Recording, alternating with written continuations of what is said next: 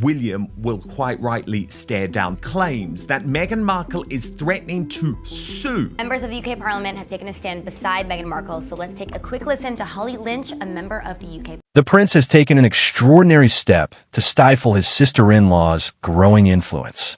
Meghan's most recent initiative, a daring endeavor that is changing and, according to some, undermining what it means to be a member of the royal empire, is causing tension. How, therefore, is the Duchess of Sussex's new venture changing the popular perception of the monarchy and making national headlines? What consequences may Prince William's enraged choice have? Come along as we reveal the little-known things that happen behind the scenes of this popular film.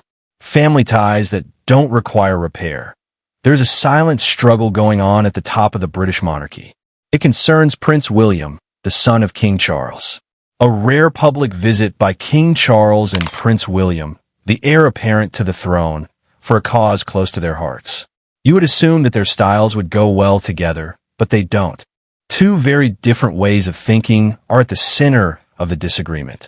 Charles is a believer in showing compassion and taking into account each person's unique situation.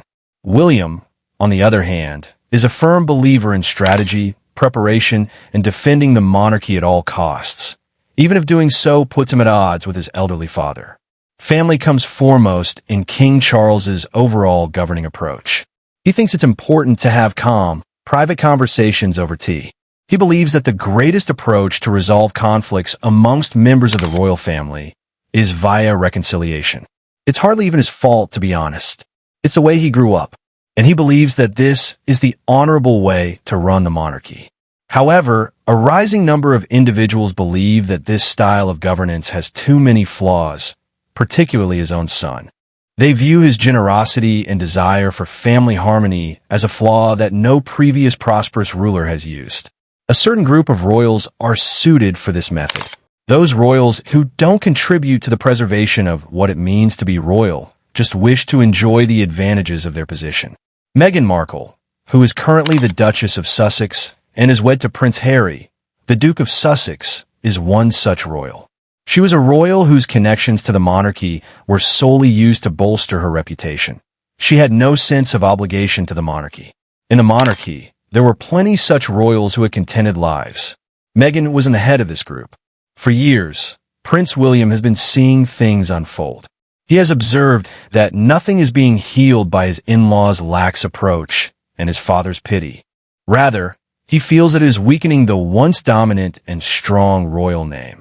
It appears to be providing authority and a forum to anybody wishing to criticize the monarchy. William believes his father's system is deliberately making things worse, as seen by his sister-in-law's actions, while the public is losing trust in the monarchy itself. They are a reflection of his anxieties and the bitter cherry on top for him. All of this occurred at Knobheads at a specific father-son meeting. It became painfully evident that they were seeing the problem from two very different perspectives. Charles believes that family ties ought to be strengthened. He thinks the problems may be resolved in a few sessions by discussing sentiments and emotions with his sons, daughter-in-law, and other family members. But William has a very different perspective. He perceives an issue that could be immediately resolved by strictly enforcing authority and regulations. He notices weak branches that should be chopped down before they spread to the tree's other branches. William observes an establishment that has endured for a millennium due to well-defined regulations that were adhered to by all, because it knew when to be flexible and when to be rigid and unyielding. The monarchy was able to endure for a very long time. Above all, its spine was transparent. In all honesty, William believes the existing monarchy lacks a backbone. He fears that if significant changes are not made, things will only grow worse. He's not only waiting to take the throne. Before he is crowned king, he is actively involved. He has already put together a group of knowledgeable and astute people who will assist him in realizing his objective of restoring the royal name to its former prominence. This group will research the effective strategies of prior royal leaders, how other European monarchs function, and how the monarchy used to function. They are constructing a new set of regulations that can be implemented in the present era while taking the required precautions to guarantee that there are no gaps similar to those in his father's system. He is not constructing this scheme to exact retribution or to prove that he is a deserving monarch, in order to ensure the survival of the empire he lives in, loves, and will eventually control. He is laying the groundwork for the future. William's vision entails stringent regulations and unambiguous choices on who is deemed a working royal, who is permitted to take part in royal activities, and who is entitled to the perks and protection of royalty itself. The boundaries of what it means to be royal are currently hazy. William finds the game to be rather simple. You are a member of the crown if you serve it. You're out if you don't. A strong indication that people like Meghan could become obsolete. In actuality, William's judgment is well-founded. Some claim that he became enraged with a certain group of royals, which led to this. You want to learn about the royals' attention-loving DNA? The desire for wealth and rank has always been a strong human motivation. The monarchy is not an exception, despite being an antiquated form of government. Everyone appears to want to be connected to the royal family. Don't do that. Everyone appears to aspire to be a royal. William's perspective is very different from this. He believes that only individuals who genuinely labor for the organization should be eligible to hold the title of royal, not simply those who only exploit the family name for prestige. He believes his father has allowed this specific scenario to continue for far too long, and he wants to end it. William feels that he must intervene to rescue what he perceives to be a failing British monarchy, regardless of his father's actions, even if he hasn't been crowned yet. Exclusivity is the central tenet of his worldview. According to him, the crown either stays with you if you step in, serve the title, and die for it, or it does not go with you if you stand aside, pursue independence, and look for public approval. The crown is everything to William. However, it cannot belong to everyone if it is so important. Its force comes from its exclusivity. Random individuals with tenuous familial ties cannot claim to be royalty. What in the world does being royal entail if you do? Nothing. William thinks that's not possible, What does it really mean to be royal if everyone is somewhat royal? He allegedly asks himself this question repeatedly. He's not attempting to make a grandiose show of strength or settle past grudges. All he's doing is attempting to maintain the dignity that the home used to maintain. Significant adjustments would need to be made in order to transition from the previous system to a contemporary monarchy. It entails preserving what is important and addressing what is not. Above all, it entails creating significant lines that his father was never able to make due to his emotional ties. The existing system may or may not be functional today because it is built on centuries-old customs and updated procedures. Behind the scenes, William and his group are trying to make this happen, that he wishes to give the term a new meaning by stripping it of its previous one. You are royal if you serve the monarch and work for it. The HRH title is yours. We're joined by a royal analyst in light of a recent poll showing that most Brits want to see Harry stripped of his HR title. Influence, public recognition, and all of that.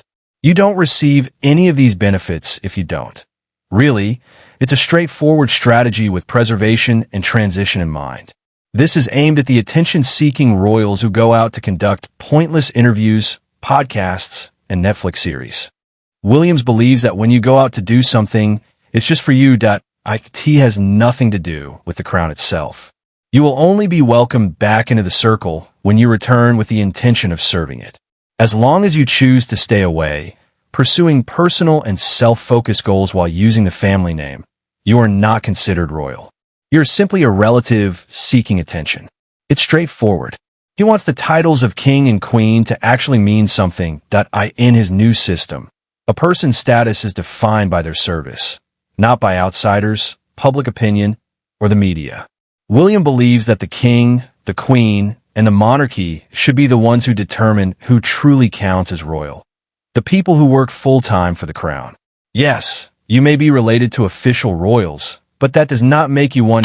You're not recognized as royalty. You retain your association as a family member, but you're not royal, at least not until you actively serve the crown. The idea is appealing, but how is it supposed to function in reality? How could such boundaries actually be enforced? To form these boundaries, Prince William couldn't create the entire structure alone. He needed a team.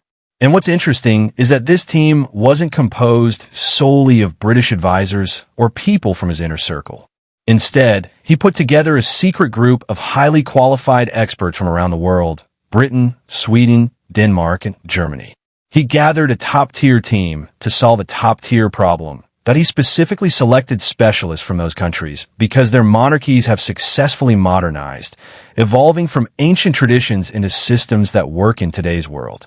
Their expertise was crucial for avoiding irrelevance. He needed their input on how to establish firm royal boundaries. William was crafting a rulebook for what truly works in the 21st century. It was something completely unlike anything his father, King Charles, would have created. In a similar situation, Charles would have tried to gather opinions from everyone and find a middle ground to keep everyone satisfied. Prince William, however, viewed the monarchy not as a family business, but as what it truly is, the British monarchy. And in his view, the monarchy needed a savior and a brand new system of rules that was the very rulebook that he and his team had been working tirelessly to construct. In his view, a functioning monarchy cannot operate like a family business where everyone's feelings take precedence. In William's vision, it is a serious institution governed by clear rules. You follow them fully, not selectively when it suits you. Everyone involved must be entirely committed or not involved at all. There is no middle ground. Full dedication and complete participation in service to the crown are required. The method he wanted to use to introduce this new approach to royal governance might have seemed dull, but it was one of the most effective forms of communication. It relied on letters and official documents delivered through the postal system. These letters would bear the royal seal and the monarch's signature, serving as a way to deliver information, or more accurately, to hand down decisions. This system left no space for debate. There wasn't even an option to respond. You simply received the letter, and from that moment, your future was clear. A copy would be stored in the royal archives. There was no reason to appeal or complain. The decision had already been made by the king, the queen, and the royal household's governing body.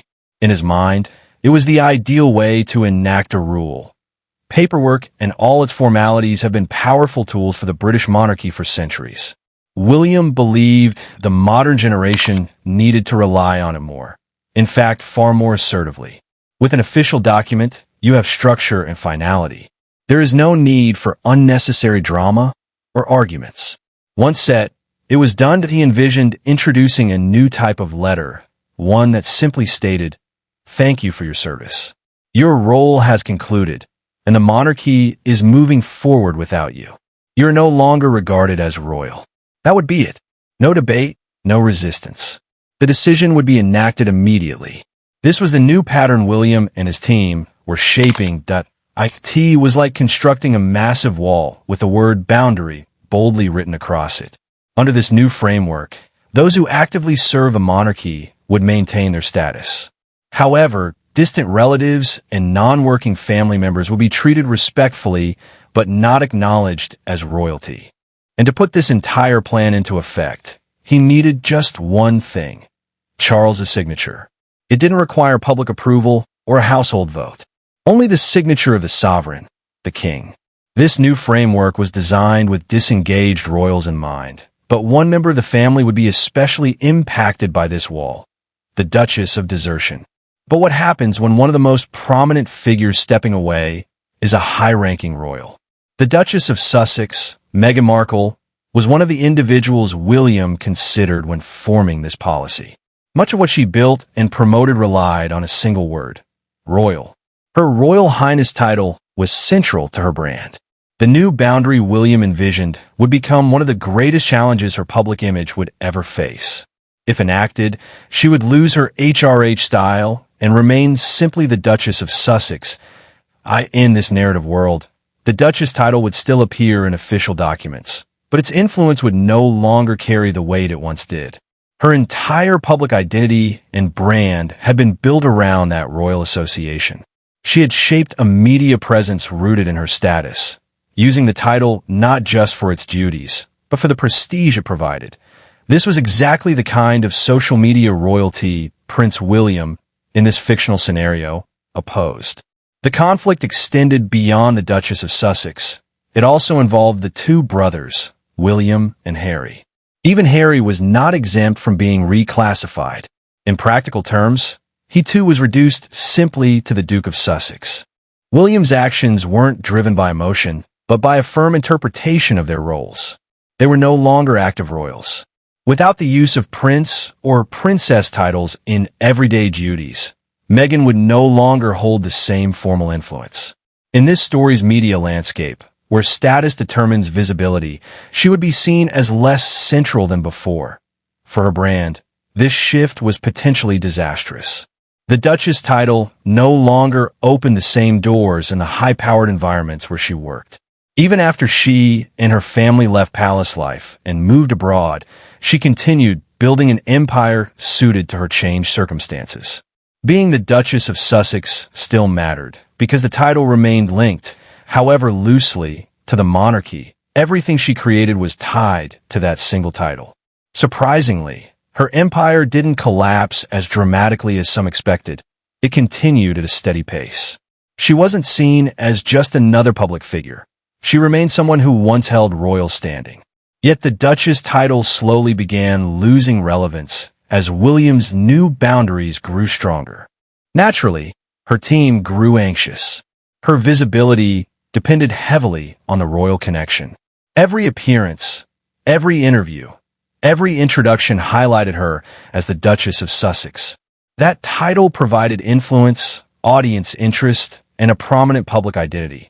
They understood that once that label lost its significance, her perceived value would shift. She understood the difference between ordinary celebrity and royal distinction, and she knew challenges were coming. Everyone around her knew as well.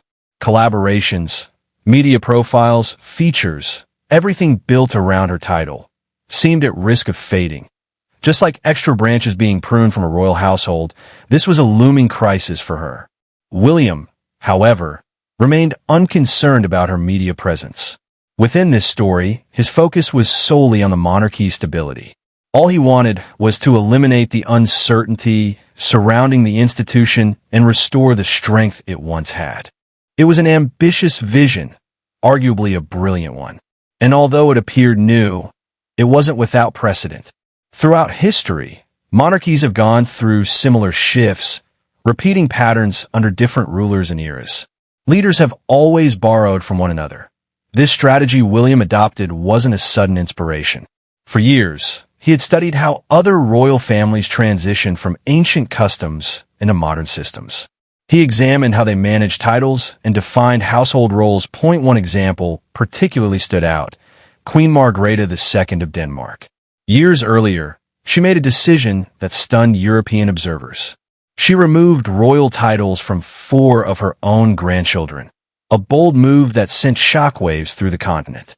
These were not distant relations, but her direct descendants. Her decision served as a powerful declaration of what the Danish monarchy represented: clear, decisive boundaries. And in this fictional account, it was precisely the kind of clarity William sought for the future of his own institution. When she made the decision, she explained that too many individuals holding royal titles only created confusion. And in a monarchy, confusion has no place. What is needed is clarity and authority. A monarchy is a sovereign system. Its strength comes from sovereignty, not from including everyone equally. For Prince William and his team in this narrative, this idea resonated instantly. It was exactly what they had been searching for: a form of monarchy that operated with unmistakable authority, where it was clear who truly represented the institution on a larger scale. He studied how the public reacted and how Queen Margrethe handled the aftermath and backlash that accompanied her controversial ruling.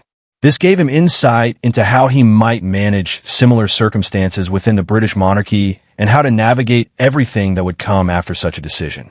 Of course, there were major differences between Britain and Denmark, which was precisely why he had assembled a team of international experts at his side. People commented on how difficult the Danish decision had been for the family members involved. Yet in hindsight, it was necessary. The monarchy emerged stronger, more unified, and several of its earlier vulnerabilities were slowly eliminated. Prince William paid attention not only to what she did, but how she did it. Quietly, strategically, and decisively, something his father would never have pursued. She acted in a way that demonstrated her authority and her vision. This was the kind of leadership William wanted for himself, something he believed he was built for, and something he felt his father was not prepared to undertake. His stance was simple. Monarchies must evolve before they are forced to.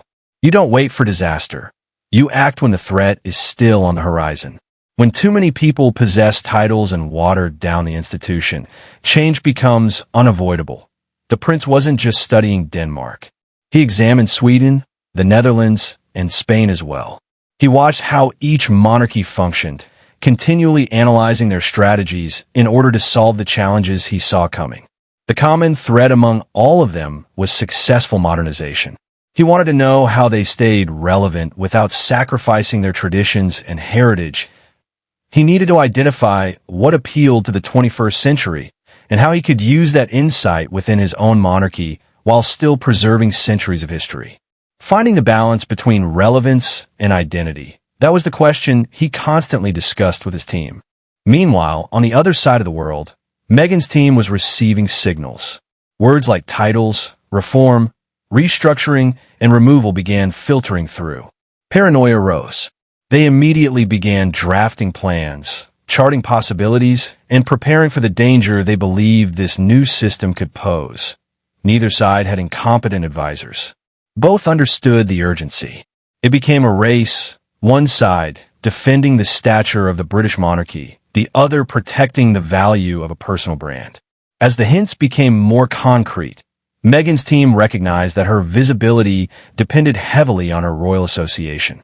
They quickly began evaluating scenarios, developing strategies, and seeking every possible way to safeguard what they had built. Eventually, they reached a conclusion: a trademark. Trademarking the title Duchess of Sussex became their last-ditch attempt to preserve what remained. Even though her status had diminished from what it once was, they refused to let their celebrity be erased by William's push for a more defined monarchy. It was a way to secure control over what was left before it vanished entirely. On paper, it looked clever that if the trademark succeeded, the conversation would shift from royal protocol to personal name ownership. People would still refer to her as the Duchess. The official rules wouldn't matter in public perception. Harry and Meghan would continue being known as the Duke and Duchess of Sussex. And according to a statement from Buckingham Palace, it was indeed a smart proposition. But it was quickly dismantled because the palace saw it coming long before it was filed. There were long-standing rules preventing the personal commercialization of public titles. These protocols had existed for decades, not just from the prince, but from the royal household itself. Meghan's attempt to trademark the title was dismissed before the paperwork even had time to progress. This wasn't a battle she could win. Her team simply couldn't compete with the prince's team, which had plans A, B, C, and D ready for any route she might try. There was no realistic way through. In this fictional narrative, it marked the end for her, and for others who sought to use a royal title purely for personal benefit, that it was the outcome Prince William had worked tirelessly to secure. In all honesty, what would you have done in Prince Harry's position? And how do you think it felt for Meghan and her team to lose such a major part of their public identity? Share your thoughts in the comments. Don't forget to like, share, and subscribe for more, and click the next video on your screen. You're going to enjoy it.